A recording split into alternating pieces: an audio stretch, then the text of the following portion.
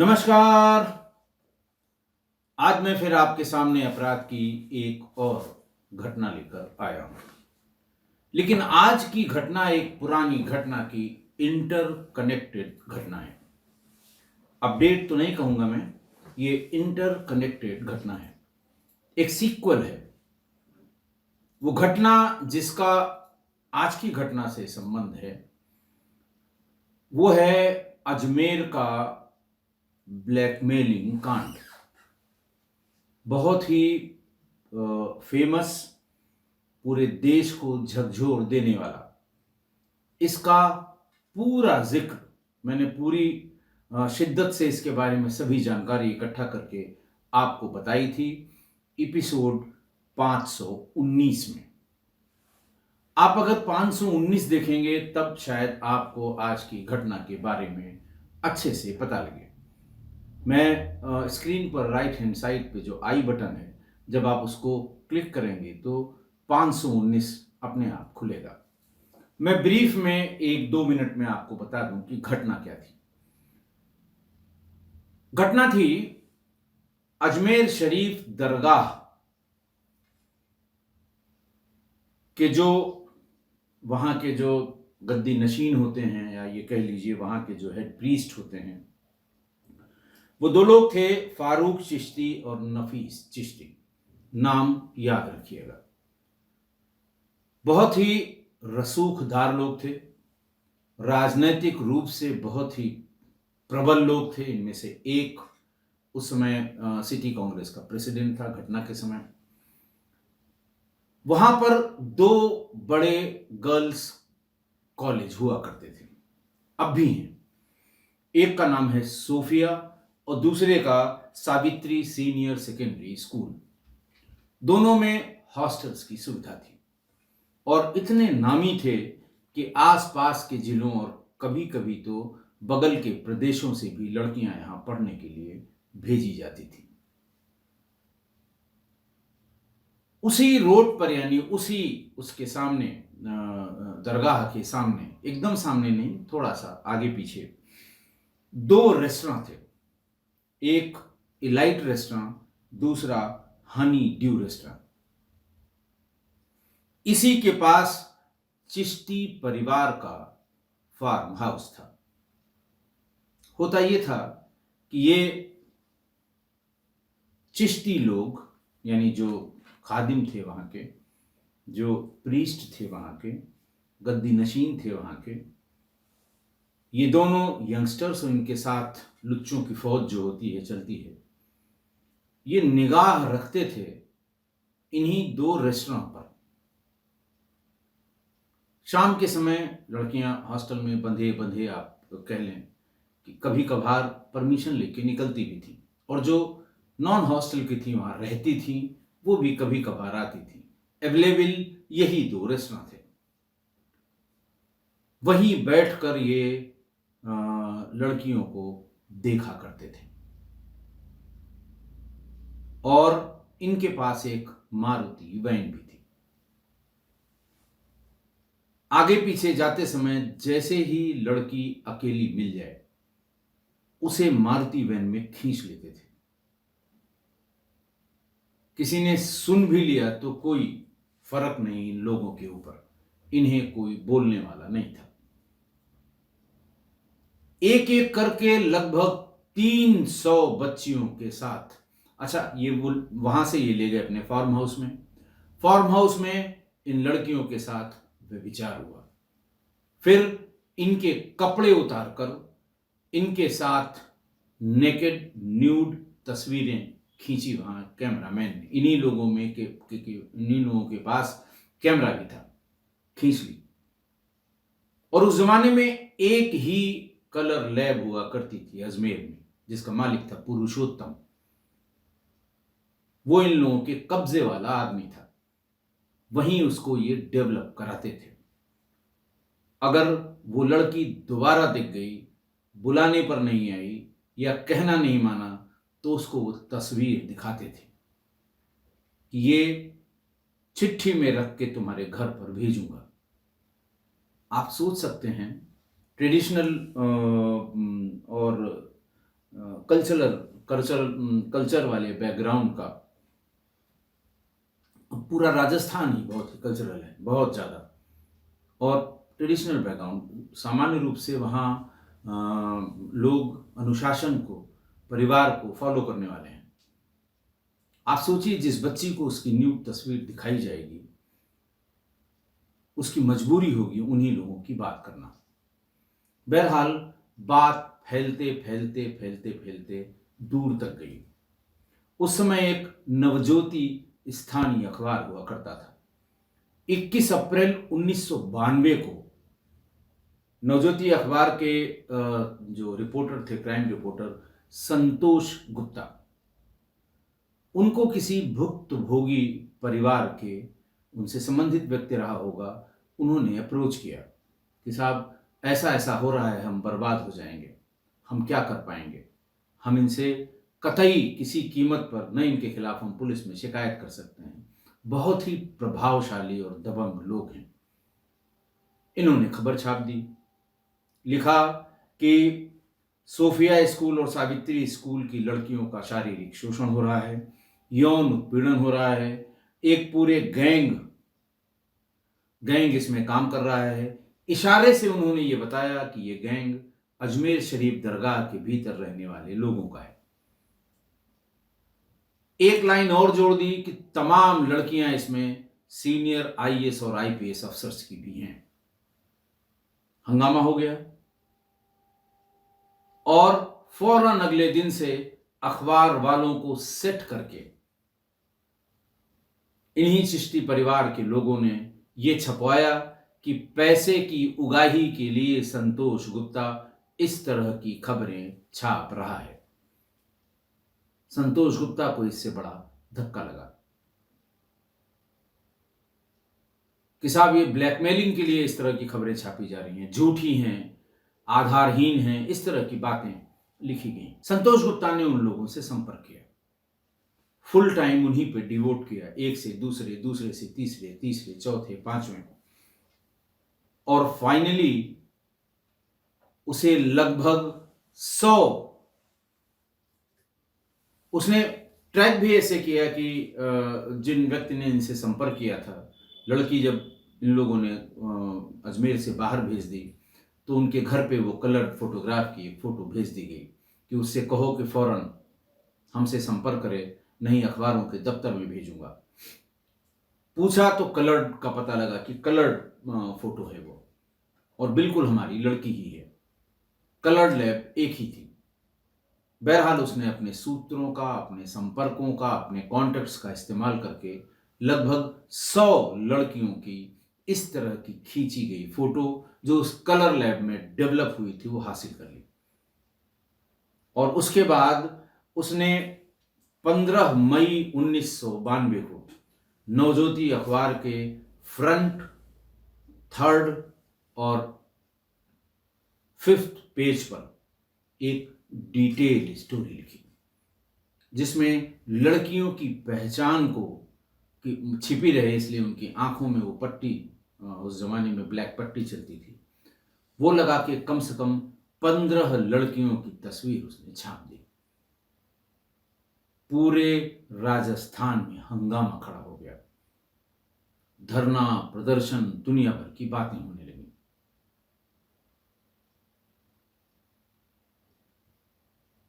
Police ने बड़ी मुश्किल से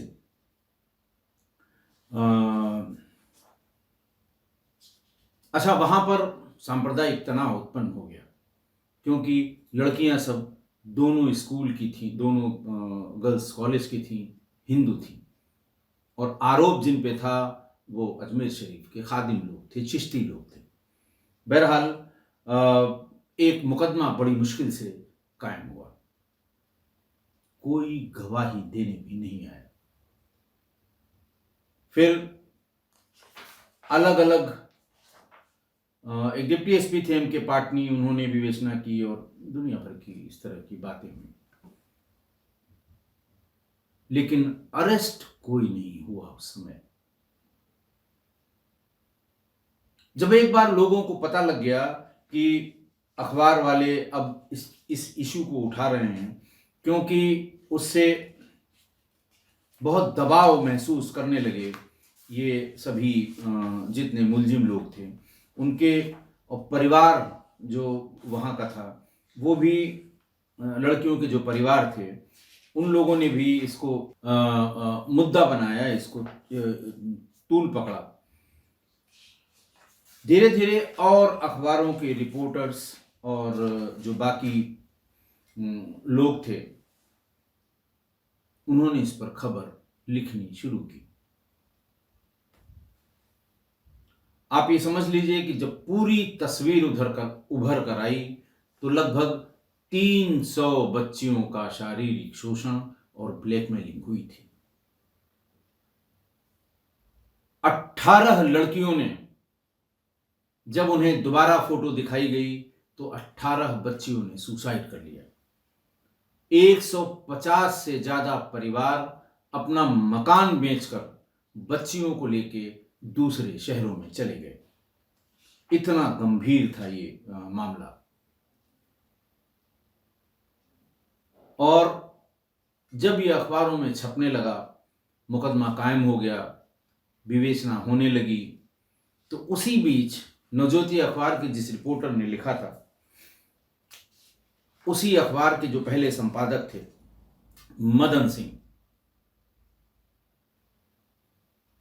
मदन सिंह अखबार पर दबाव डालना शुरू किया। इन लोगों ने, सक्षम लोग थे, ये खबर न छपे उसके लिए जो कर सकते थे वो किया। लेकिन मदन सिंह ने एक दूसरा अखबार पकड़ लिया। दूसरा अखबार के संपादक हुए, लहरों की बरखा। और इसमें उन्होंने पार्ट वाइज, पार्ट 1 से लेके 76 तक प्रतिदिन पार्ट 1, पार्ट 2, पार्ट 3, पार्ट 4 किसने कैसे किया, वो जो मारुति वैन थी जो बरामद हुई उसकी फोटोग्राफ, उनका जो गेस्ट हाउस था चिश्ती परिवार का उसकी फोटोग्राफ, दोनों जो रेस्टोरेंट थे उनकी फोटोग्राफ, इस तरह से करके। और साथ में 4 लड़कियों की, फर्स्ट इशू में 4 लड़कियों की 300 फोटोग्राफ थी उस समय अखबार वालों के पास। लेकिन एक दिक्कत थी कि ये अखबार ब्लैक एंड व्हाइट था, हैंड मैनुअल ऑफसेट से पब्लिश होता था, छोटा अखबार था, लोकल था। मदन सिंह ने 4 सितंबर 1992 को, जब वो अपना 76वां किस्त उन्होंने लिखा, जो टाइटल थी उसका अजमेर ब्लैकमेलिंग कांड पार्ट 76, उसमें एक बॉक्स न्यूज उन्होंने दी कि अगली किस्त कलर प्रिंट पर छापेंगे और बड़े नामों का खुलासा करेंगे। इसी दिन रात में 10 बजे मदन सिंह, यानी 4 सितंबर को, मदन सिंह घर से अपनी स्कूटर में पेट्रोल डलवाने के लिए बाहर निकले। श्रीनगर रोड पर एम्बेसडर कार सवार बदमाशों ने इनके ऊपर ताबड़तोड़ फायरिंग की। ठीक बगल में एक नाला था, मदन सिंह उसमें कूद गए। घायल मदन सिंह को पुलिस सुरक्षा के साथ JLN हॉस्पिटल में भर्ती कराया गया। पुलिस सुरक्षा लगाई गई। मदन सिंह को गोली लगते ही फिर पूरे शहर में एकदम से तनाव उत्पन्न हो गया कि एक आदमी जो खुलासा कर रहा है इतने बड़े कांड का, उसे इन्हीं लोगों ने गोली मरवा दी।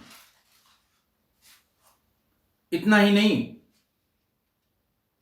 एक हफ्ते बाद 11 सितंबर 1992 को मदन सिंह JLN हॉस्पिटल के जिस वार्ड में भर्ती थे, रात में 10 बजे 4 नकाबपोश उसके भीतर घुसे और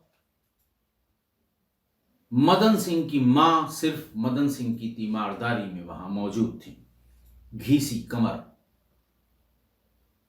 और घायल होकर इलाज करा रहे मदन सिंह पर इतनी गोलियां मारी कि उन्होंने मौके पर ही दम तोड़ दिया। हालांकि उनके मरने की घोषणा 2-3 दिन बाद की गई। आप समझ सकते हैं, इतने टेंशन में जब शहर में इतना तनाव हो, तुरंत डिक्लेयर करने से भी तमाम कानून व्यवस्था की स्थितियां खराब हो जाती हैं। खैर, मां ने 4-5 लोगों के खिलाफ नामजद रिपोर्ट लिखवाई, जिनमें से पूर्व विधायक राजकुमार जयपाल, पूर्व पार्षद सवाई सिंह, नरेंद्र सिंह और 2 एक और लोग, इनके खिलाफ हत्या का मुकदमा लिखवाया गया। जिस समय मदन सिंह की मृत्यु हुई, उनके 2 लड़के धर्म प्रताप और सूर्य प्रताप, धर्म प्रताप की उम्र 8 साल और सूर्य प्रताप की उम्र 7 साल थी। मुकदमेबाजी शुरू हुई। जल्दी ही ये सभी आरोपित जमानत पर बाहर आ गए। फिर ट्रायल हुआ, लंबा ट्रायल चला। ट्रायल में जज साहब ने कहा कि साहब, ये जो बयान है आई विटनेस का, जिसने एफआईआर लॉन्च की है, यानी मदन सिंह की मां का, घीसी कंवर का, इनके बयानों में बहुत कंट्रडिक्शन है। आप सोचिए, जब गवाह के उस कटघरे में वो मां खड़ी होगी और दूसरी तरफ से जयपुर और यहां के अजमेर के सारे बड़े लॉयर्स खड़े होंगे, क्रॉस एग्जामिनेशन शुरू हुआ होगा। और जब पूछा जाता है कि इस पेड़ की छाया आप पे पड़ रही थी कि सामने पड़ रही थी, कहां याद रखता है। मैं भी जब भी क्रॉस एग्जामिनेशन में जाता था, डिफेंस के लॉयर इसी तरह की बेवकूफी की, हवा चल रही थी कि नहीं चल रही थी, पेड़ की पत्तियां जमीन पे गिरी थी कि नहीं गिरी थी। अरे भाई, 10 साल पहले के इस केस में, अच्छा, आप जब वहां पहुंचे तो आपका मुंह पूरब की तरफ होगा, क्योंकि आप सामने देख रहे थे। अब याद नहीं, वो कंफ्यूज इसलिए करेंगे कि घर का दरवाजा अगर उत्तर की तरफ है और आप सामने खड़े हैं, मौका मुआयना करने गए हैं, तो नेचुरली आप दक्षिण की तरफ देख रहे होंगे। तो इस तरह के सवाल, अब वो बेचारी अनपढ़ महिला,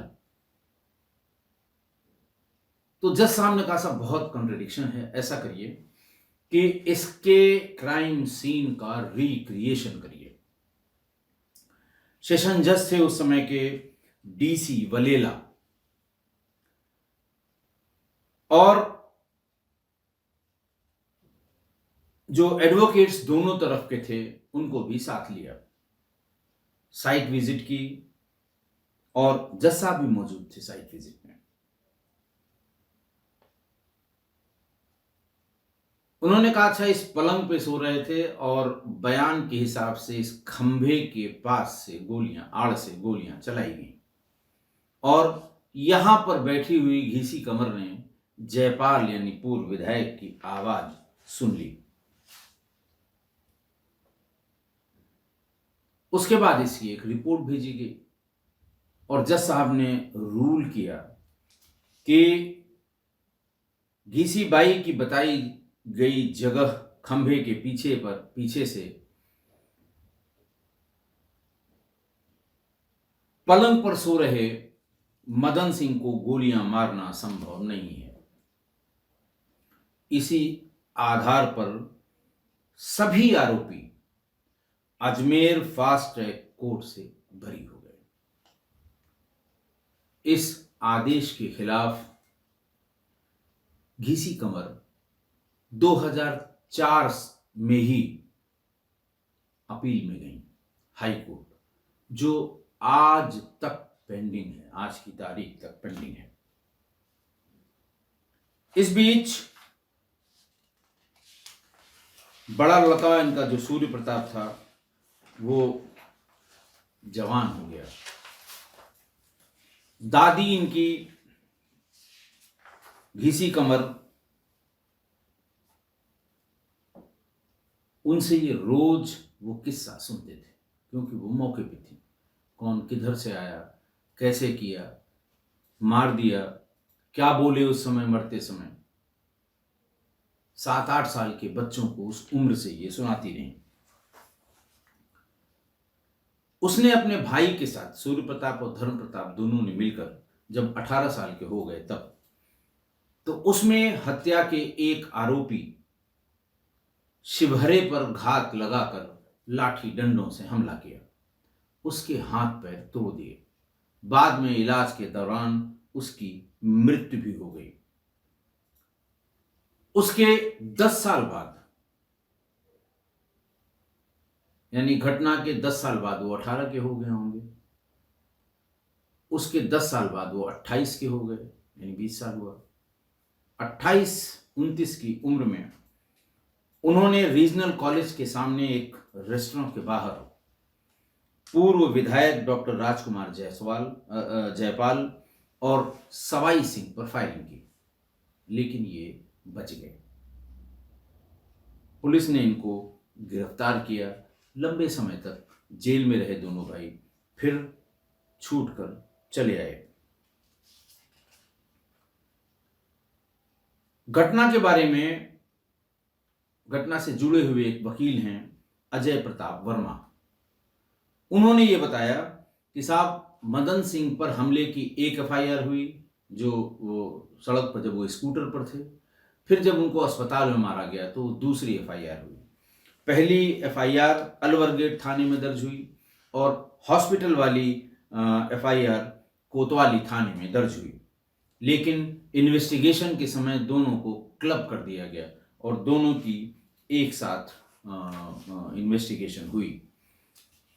ये भी बताया वहां पर मौके पर एक बंदूक का टूटा हुआ बट मिला था, लेकिन कोर्ट में ये साबित नहीं हो पाया कि ये बट का टुकड़ा, बंदूक के बट का टुकड़ा किसका था। बहरहाल जब सब की जमानत हो गई और सब बरी हो गए, तो इन दोनों लड़कों ने, इनके धर्म प्रताप और सूर्य प्रताप ने बदला लेने की, बालिग होते इन्होंने बदला लेने का प्रयास शुरू कर दिया। आरोप पत्र में जिसका ट्रायल हुआ था, गोली मारने को उनके हॉस्पिटल के वार्ड में, उसमें सवाई सिंह, जो पार्षद भी था, पॉलिटिकल आदमी था, लेकिन उस पर 10-12 मुकदमे भी थे और हिस्ट्री शीटर भी था थाने का। उस पर इन्होंने कई बार ट्राई किया, लेकिन दोनों भाई सक्सेसफुल नहीं हो पा रहे थे। और अभी 7 जनवरी को सवाई सिंह के बेटे सूर्यदेव सिंह की शादी थी। शादी 15 जनवरी को थी और 16 जनवरी को स्नेह भोज का आयोजन था और वो कार्ड बांटने गया था। दोनों भाइयों को पता लग गया कि कार्ड बांटने जा रहा है, तो किसके किसके यहां ये जरूर कार्ड बांटने जाएगा। सवाई सिंह, हरि सिंह और अनिल तिवारी के साथ ये कार्ड बांटने नागौर के पीह गांव में गया। वापस आते समय वो पुष्कर के समीप बांसेली स्थित एक रिसोर्ट के लॉन में बैठ गया। ये दोनों भाई हेलमेट लगाकर और दूसरे पर 2 शूटर्स, 4 लोग उसका दूर से पीछा कर रहे थे। जैसे ही ये रिसोर्ट के लॉन में सवाई सिंह अपने 2-3 लोगों के साथ बैठा हुआ था, पीछे से आकर 4 लोगों ने पीछे से आकर ताबड़तोड़ गोलियां सवाई सिंह को मारी। एक गोली दिनेश तिवारी के पेट में भी लगी, लेकिन सवाई सिंह की मौके पर मृत्यु हो गई। 3 लोग भाग गए, लेकिन छोटा बेटा सूर्य प्रताप, उसने हेलमेट उतारा, जोर जोर से चिल्लाया कि मैंने अपने पिता मदन सिंह की हत्या का बदला लिया है। जब तक पुलिस नहीं आ गई वो मौके से नहीं हिला। पुलिस आ गई, तब उसे पकड़कर ले गई। जैसे ही ये खबर आई, फौरन लोगों ने कनेक्ट कर लिया। मदन सिंह की हत्या पर तो पूरे शहर में बवाल हो ही चुका था, उसको गोली मारने पे पूरे शहर में बवाल हो चुका था। इसलिए पूर्व विधायक जयपाल और सवाई सिंह का नाम भी सबकी जुबान पर था। जैसे ही खबर व्हाट्सएप पर तैरी कि सवाई सिंह की हत्या हुई और मौके पर उनका छोटा बेटा पकड़ा गया।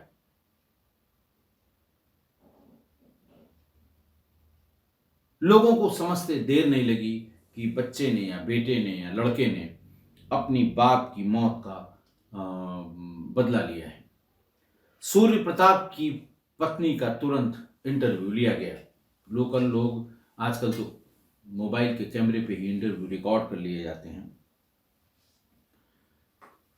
सूर्य प्रताप की पत्नी नीमा शेखावत मीडिया के सामने आई और बोली कि उसे फक्र है अपने पति सूर्य प्रताप पर कि वो उसने अपने मरे बाप की मौत का बदला ले लिया है। उसने कहा कि अगर उसके ससुर मदन सिंह की हत्या के मामले में पुलिस और न्यायालय ने अपना काम किया होता और उन्हें न्याय दिला दिया होता तो मेरे पति और जेठ कभी अपराधी न बनते। अजमेर के एसपी साहब चुनाराम जाट ने एक प्रेस कॉन्फ्रेंस की 8 जनवरी 2023 को। 7 को यह हत्या हुई, 8 जनवरी 2023 को, कि सूर्य प्रताप ने अजमेर से बदमाश आकाश सोनी से कांटेक्ट करके अपने पिता मदन सिंह की मौत का बदला लेने के लिए शूटर्स मांगे थे। इस पर आकाश के बुलावे पर भरतपुर के शूटर कपिल और विकास अजमेर पहुंचे थे। सूर्य प्रताप सिंह ने दोनों को अजमेर में ही रुकने की व्यवस्था की थी। इसके बाद सूर्य प्रताप ने अपने भाई धर्म प्रताप सिंह व विनय प्रताप सिंह के साथ दोनों शूटर्स को रैकी करके शहर की जानकारी भी दी थी। पुलिस के अनुसार आरोपी सूर्य प्रताप सिंह के खिलाफ 11 मुकदमे हैं और धर्म प्रताप सिंह के खिलाफ 7 प्रकरण दर्ज हैं, दोनों बेटों के खिलाफ मदन सिंह के। ये ज़्यादातर मामले वही हैं जो वो बदला लेने की नीयत से इसने बार बार उन पर हमला करने की कोशिश की थी। मैं एक वीडियो भी अटैच करूंगा, देखिएगा। मौके से लिया हुआ वीडियो है, लोगों ने वीडियो रिकॉर्ड किया कैसे वो कतई नहीं भागा, चिल्ला चिल्ला कर कहता रहा कि मैंने अपने बाप का बदला लिया है। बाकी लोग जो बरी हो गए और बाहर आ गए, मदन सिंह की हत्या वाले 2 तो मारे गए। एक शिवहरे को इन लोगों ने लाठी डंडों से मार दिया, दूसरा सवाई सिंह को मार दिया। पूर्व विधायक डॉक्टर जयपाल सहित बाकी अन्य लोगों के घर के बाहर तत्काल सुरक्षा चौबंद कर दी गई, चाक चौबंद कर दी गई, क्योंकि आरोपी धर्म प्रताप, सूर्य प्रताप का भाई, अभी तक गिरफ्तार नहीं हुआ है। बाकी दोनों कॉन्ट्रैक्ट किलर्स और आकाश, जिसके थ्रू वो कॉन्ट्रैक्ट किलर्स बुलाए गए थे, सभी गिरफ्तार हो गए हैं। आज की घटना, मैं बार बार कहूंगा कि इस घटना को सुनने से पहले, इसके रेफरेंस को सुनने से पहले आप लोग ये जो एपिसोड 519 है, जिसमें मैंने बहुत डिटेल में, बहुत स्टडी करके ये बताया है, अदालतों का देखिए। इन दोनों अपराधियों को, फारूक और नफीस चिश्ती को, फारूक चिश्ती और नफीस चिश्ती के बारे में मैं एक आपको बहुत बड़ी बात ये बता दूं कि फारूक चिश्ती को 2007 में फास्ट ट्रैक कोर्ट ने आजीवन कारावास दी, 2007 में। और 2013 में राजस्थान हाई कोर्ट ने कहा कि ये बेचारा 15 सालों से जेल में है, आजीवन कारावास की इसकी सजा पूरी मान ली जाए, लिहाजा छोड़ दिया जाए। फारूक चिश्ती बाहर आ गए और 18 में 26 साल से फरार सुहेल घानी 26 साल बाद उसने अदालत में आत्मसमर्पण किया। कहने का मतलब ये कि इतना विभत्स, इतना घिनौना कांड हुआ अजमेर में, सारे लोग बाहर आ गए, कोई जेल में नहीं है, किसी को सजा नहीं हुई है। मदन सिंह को, जिसने 76 एपिसोड इसको प्रकाशित किए, इस पूरे कांड को लोगों तक पहुंचाने के लिए, उसको मार दिया। उसमें भी किसी को सजा नहीं हुई, सब बरी हो गए। आप प्रभाव देखिए इनका। मतलब वो ब्लैकमेलिंग करते रहे, एक आदमी उसका खुलासा करता रहा और उसको भी मार दिया गया। तो आप इस एपिसोड को सुनने से पहले 519 को पूरा सुनेंगे, तब इसका रेफरेंस और कॉन्टेक्स्ट पता लगेगा।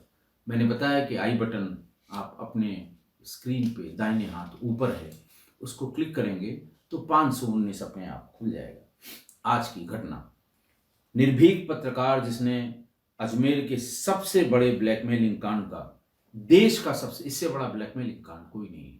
दिल्ली का वो 2004 में जो एमएमएस कांड चला था, उसका भी मैग्नीट्यूड इससे बड़ा नहीं है।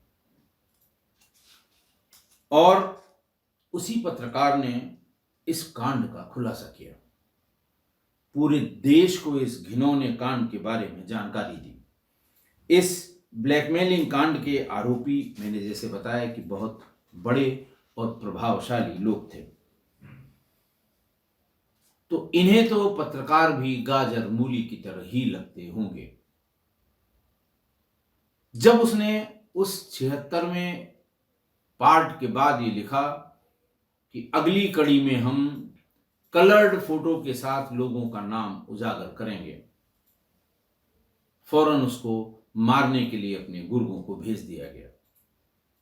इतने प्रभावशाली लोग थे, आज भी हैं, आज भी उसी दरगाह में हैं।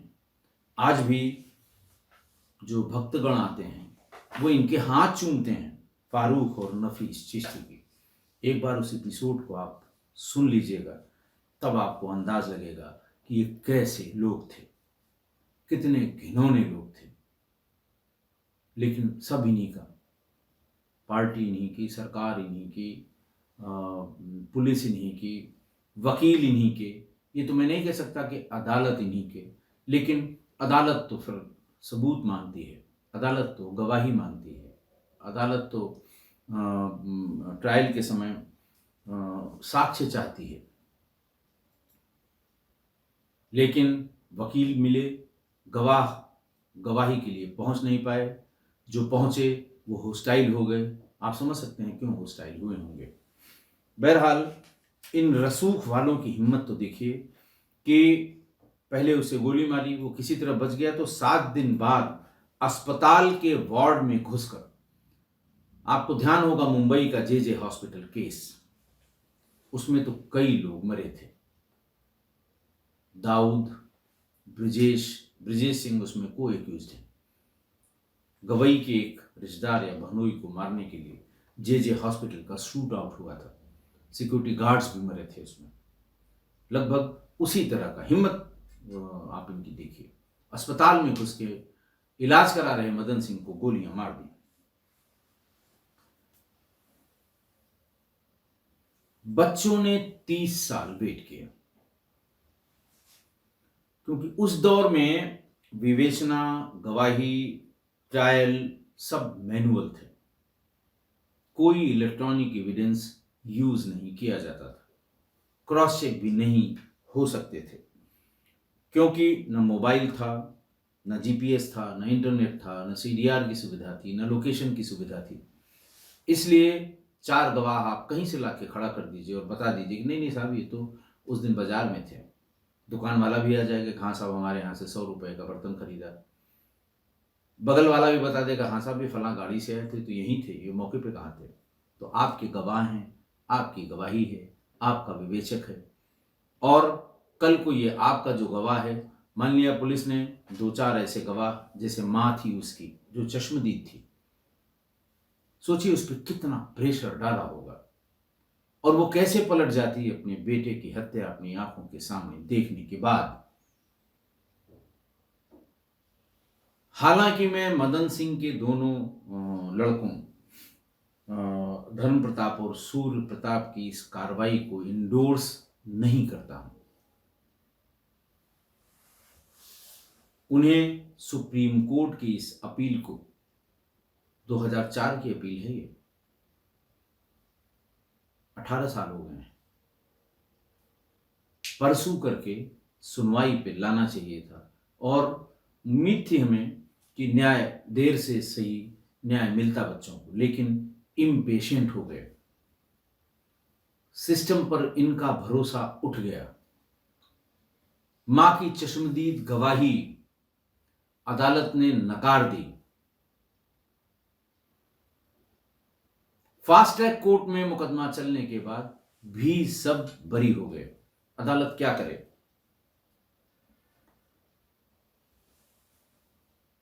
कोई गवाही देने नहीं आया होगा, जो आए होंगे उन्होंने कहा होगा सरकार हम तो थे ही नहीं, जो पुलिस के गवाह होंगे। कुछ गवाह गए ही नहीं होंगे, आज तक नहीं मिले होंगे, कहां गायब हो गए। तो अदालत भी क्या करे? सिस्टम ही कुछ ऐसा था उस समय। तो बच्चे, अगर ये दोनों भाई या तीनों भाई अगर सुप्रीम कोर्ट में इस अपील को परसू करते, अपील की सुनवाई शुरू कराते, तो हो सकता है उन्हें न्याय मिलता। क्योंकि हम तो उस पर भरोसा करते हैं, ऊपर वाले पर, कि भगवान के घर देर है अंधेर नहीं है। ऐसी हत्या जिसपे पूरे शहर में दंगे भड़के थे, पूरे शहर में बवाल हुआ था मदन सिंह के मरने के बाद।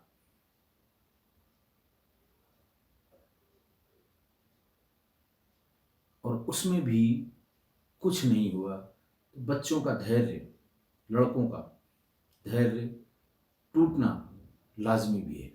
लेकिन फिर भी मैं उनके इस एक्ट को कतई इंडोर्स नहीं करता। उन्हें कानून के सहारे इन्हें असली जगह पहुंचाना चाहिए था। आज के लिए इतना ही। बहुत बहुत धन्यवाद।